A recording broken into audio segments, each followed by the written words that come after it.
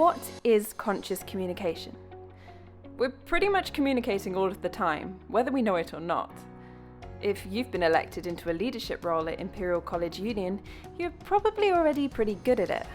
Now you're in a position of responsibility, being able to communicate well is vital to doing a good job. But why? Why do I need to improve my communication skills? Well, now you're in a leadership position, you will need to frequently be able to share your ideas clearly. You need to do this in order to take part in and run successful meetings with the rest of your committee and members in an annual general meeting. You will need to in order to make decisions regarding your role and responsibilities, and also to make sure that everybody you represent feels heard. So where do you start? Communication is a two-way process. Even if you're in charge, you need your team to listen to you and respect you in order to make anything work. This is a constant process between two parties that never really ends. It just evolves.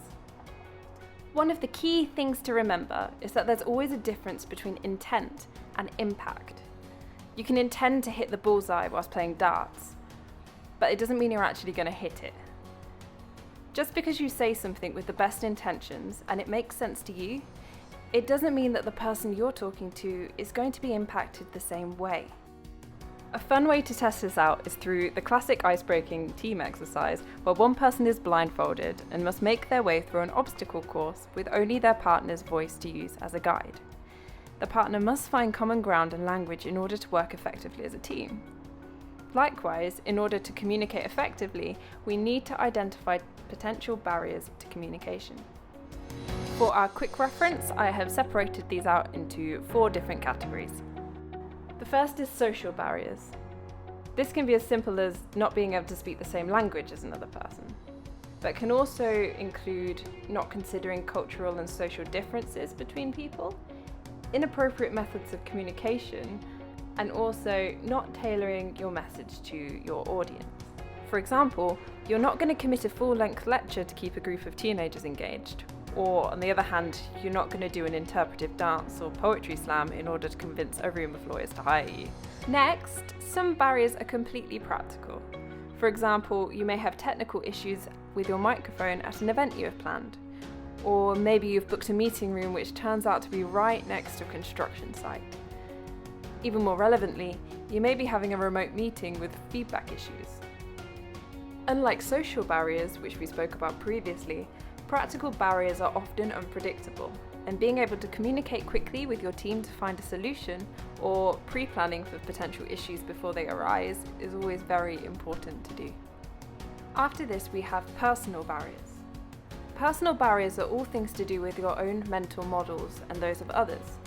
For example, your past experience with another individual may change the way that you act with them, or the way that they take your message.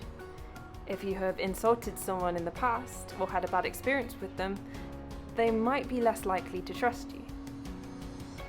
Your assumptions about a person can also affect how you communicate, and also not knowing the full story. Just remember that you would never want to be judged on your worst day, so you shouldn't judge anyone else on theirs either. It is also very possible for our own attitudes to affect the quality of a conversation we're having. It's very important to keep an open mind when discussing ideas, even when you may have tried something before and it didn't work. This is a new situation, so every idea is valid. Finally, we need to be aware that our body language plays a big part in conveying a message. We could be saying all the right things, but if our body language is shut off, or we don't seem like we're paying attention, or that we don't care, then people might not respond in the way that you expect. For example, if you are having a remote video conversation, people may be distracted if you do not seem to be looking at the screen.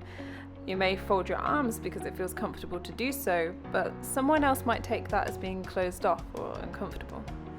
Now, no one is expecting you to never cross your arms or to become an expert in visual communication. It is worth, however, every now and again stopping to think about your own body language habits and just think how they might come across to other people. As you can see from the previous slides, there are a lot of factors that can change the impact of your intended message. It's a bit overwhelming, really. Luckily, there's a simple and uncomplicated way of staying aware of these barriers and communicating effectively at the same time. To find out more, watch our next video on active listening.